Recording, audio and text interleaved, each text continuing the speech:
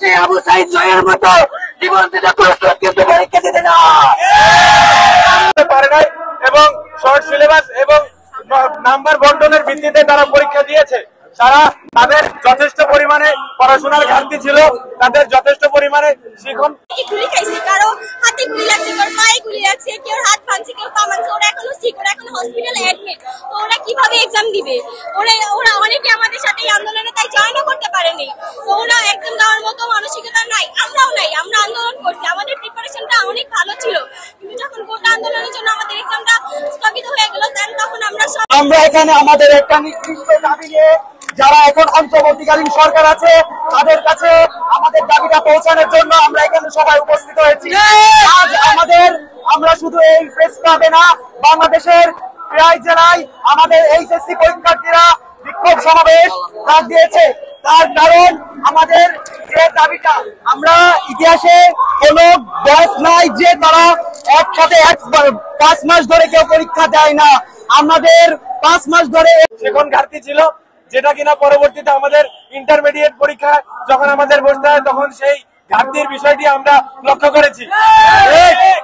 এই ঘাটতি আমরা এখানে এত ভাই বোনেরা যারা উপস্থিত হয়েছি সবাই এসএসসি 24 ব্যাচে আমরা পরীক্ষার জন্য প্রস্তুত ছিলাম, কিন্তু আমাদের যে ভাই বোনেরা যারা এই যে কিছুদিন আগে স্বৈর শাসকের বিরুদ্ধে যে একটা আন্দোলন হয়েছে, আমরা কিন্তু তখন তাদের সাথে উপস্থিত ছিলাম।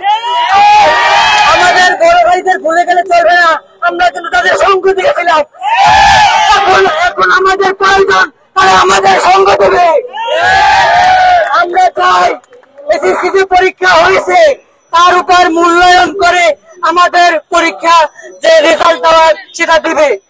আমরা চাই আমাদের যে ভাই বোনেরা যারা এখন অসুস্থ তারা যে আমাদের পরীক্ষার রুটিন প্রকাশ করেছে, আমরা আমাদের যে ভাই বোনেরা এখনো হাসপাতালে শুয়ে আছে তারা কিভাবে পরীক্ষায় যাবে আর ভাই পরীক্ষা হবে না, মানে মানসিকতা হারাই ফেলছে। আমাদের ওই এক্সামটা দিব, আমরা এক্সামে বসবো, ওই কোনো প্রিপারেশন আমাদের নাই, ওরকম ভাবে নাই যে আমরা বসবো এক্সাম দিব।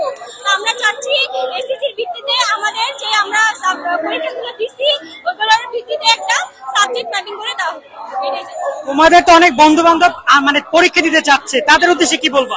তাদের উদ্দেশ্যে কি বলবো, মানে ওরা বলছে কি আমাদের ওরকম সাপোর্ট করছে না, কারণ ওরা চাচ্ছে এক্সামটা দিয়ে হয়তো ভালো রেজাল্ট করে ভালো ভার্সিটিতে যাবে সম্ভবত এই জন্য। কিন্তু আমাদের তো শুধু আমাদের একা চিন্তা করলে হবে না, আমাদের আদার যে ফ্রেন্ডরা আছে ওরাও তো এক্সাম দিবে, তাই না?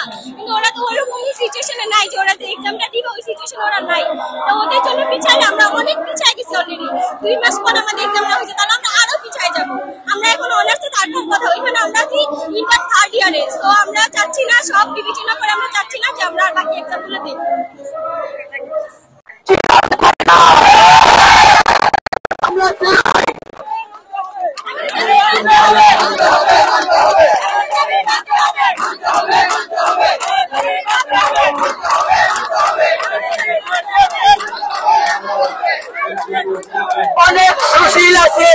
অনেক সুশীল আছে যারা এখন প্রশ্ন করবে যে তোমরা মেধার জন্য আন্দোলন করে এখন আবার তোমরা সাবজেক্ট মার্কিং বা অটো পাস চাইতেছো কিসের জন্য? আমরা তাদেরকে বলে দিতে চাই আমরা পরিস্থিতির শিকার, আমরা এর জন্য বলতেছি। আমরা কখনোই বলিনি আমরা পরীক্ষা দেব না। আমরা যে সময় এসএসসি পরীক্ষা দিই আমরা পরীক্ষা অংশগ্রহণ করেছি, আমরা পরীক্ষা দিতে চেয়েছিলাম। আমরা যখন এসএসসি পরীক্ষা দিছিলাম আমাদের প্রিপারেশন তখন খুব ভালো ছিল, এখন কিন্তু আমাদের প্রিপারেশন তেমন নেই, কারণ আমাদের সেই মনোবল আমরা হারিয়ে ফেলেছি। আমরা চাই যে আমাদের যে সামনের যে পরীক্ষা এই যে রুটিন প্রকাশ করছে, আমরা কেউ পরীক্ষা দিতে আগ্রহী না, আমরা কেউ পরীক্ষায় বসবো না, আমাদের কোনো ভাইরা পরীক্ষায় বসবে না, আমাদের কেউ পরীক্ষায় বসতে চাইতেছে না, আমাদের কেন জোর করে পরীক্ষায় বসাতে চাইতেছে তারা?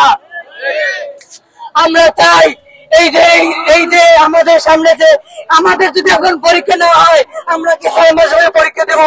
কেন আমাদের এই 2 বছর বেশি আমাদের পরীক্ষা নাও, আমাদের আর কোনো ভবিষ্যতের প্রয়োজন নেই। আমরা চাই এই যে সামনে যে ভার্সিটির পরীক্ষা, আমরা সেই পরীক্ষার জন্য প্রিপারেশন নিতে, আমরা এই যে বর্তমান এখন যে পরীক্ষার যে রুটিন দিচ্ছে, আমরা কেউ পরীক্ষা দিতে প্রস্তুত নয়। আমরা সবাই ভার্সিটির এক্সামের জন্য বিভিন্ন ভার্সিটি পরীক্ষার জন্য প্রস্তুত নিতে চাই। আমরা এই পরীক্ষায় বসতে চাই না। সেটা আমরা শিক্ষা মন্ত্রণালয়ের কাছে আবেদন করবো, আবেদন করবো আমাদের জন্য পরীক্ষায় বসাতে না চাই। আমাদের দাবি মানতে হবে, আমাদের দাবি মানতে হবে, আমাদের দাবি মানতে হবে। আমাদের কিন্তু বড় ভাইদের অনুরোধ আছে, ছাত্র সমাজ যদি থাকে কি হতে পারে সেটা কিন্তু কিছুদিন আগে দেখা হয়েছে। আমরা কিন্তু আমাদের বড় ভাইদের অনুসরণ করে চলতে চাই। আমরা কিন্তু তাদের অনুপ্রেরণা আমাদের বুকে জড়ো লেগে আছে। আমাদের যদি কিছু করতে চাই, আমরা কিন্তু সেই মুগ্ধ ভাইয়ের মতো, সেই আবু সাইদ জয়ের মতো জীবন দিতে প্রস্তুত, কিন্তু পরীক্ষা দিতে না। আমরা কিন্তু পরীক্ষায় বসবো না। সারা বাংলার কোন ছাত্রছাত্রী এই 24 ব্যাচ পরীক্ষায় বসতে চাই না, চাই না। এখান থেকে স্পষ্ট হলো আমাদের যে কোনো জমায়েত আছে, বিশাল বড় জমায়েত, এরপর আরো জমায়েত হবে। যদি আমাদের দাবি মানতে না চায়, আমরা আমাদের পূরণ করার মতো নয়। এই ঘাটতি সম্পূর্ণভাবে অপূরণীয়। আমাদের এই ঘাটতি পূরণ করার জন্য টিচারদের যে পরিমাণ শিক্ষণ কর্মসূচির দরকার ছিল, সেই পরিমাণ শিক্ষণ কর্মসূচি দেওয়া হয়নি। শ্রেণীকক্ষে আমরা সঠিক পরিমাণ শিক্ষণ কর্মসূচি দেখতে পাইনি। টিচাররা মানে যত সম্ভব পরীক্ষা এবং ক্লাসের প্রয়োজন ছিল, সেই পরীক্ষাগুলো এবং ক্লাসগুলো তারা নিতে পারেনি। তাদের প্রয়োজন ছিল যে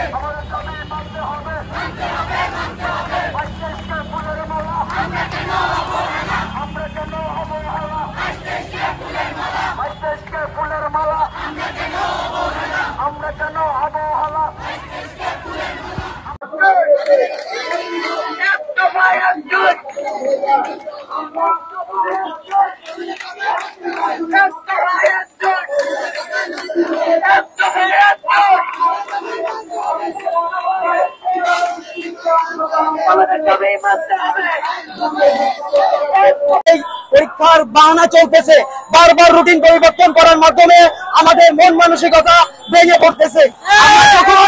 আমরা যখন বৈষম্য বিরোধী ছাত্র আন্দোলনে, আপনারা জানেন স্বৈরাচারী সরকার কিভাবে আমাদের ভাইদের উপর গুলি চালিয়েছিল, আমরা তখন ঘরে বসে থাকতে পারি না।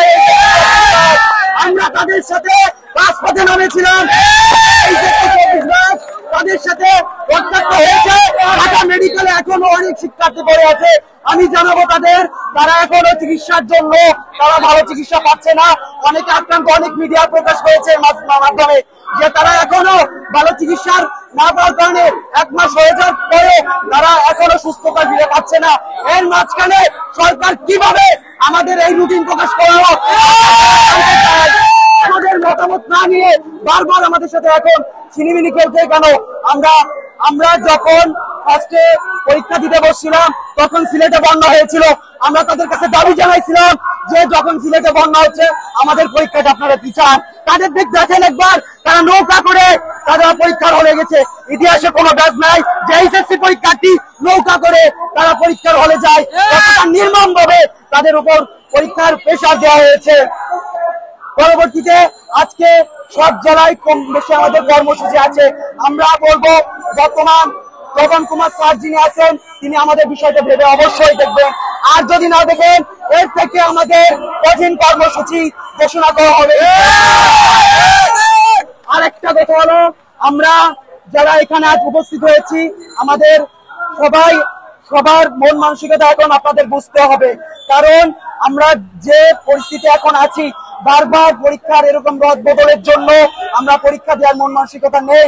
সেহেতু আমরা দাবি পেশ করব, আমাদের এসএসসির যে আমরা পরীক্ষা দিয়েছি পরীক্ষার ভিত্তিতে অতি শীঘ্রই আমাদের একটা ফলাফল প্রকাশের জন্য সিদ্ধান্ত নেওয়া হোক। আর আরেকটা কথা হলো যে আমাদের যদি পরীক্ষা নেওয়া হয়, তারা যদি পরীক্ষা নেয় আমরা কিভাবে অ্যাডমিশন দিব, আমাদের ভবিষ্যৎ কি তারা অন্ধকার করে দিতে চায়?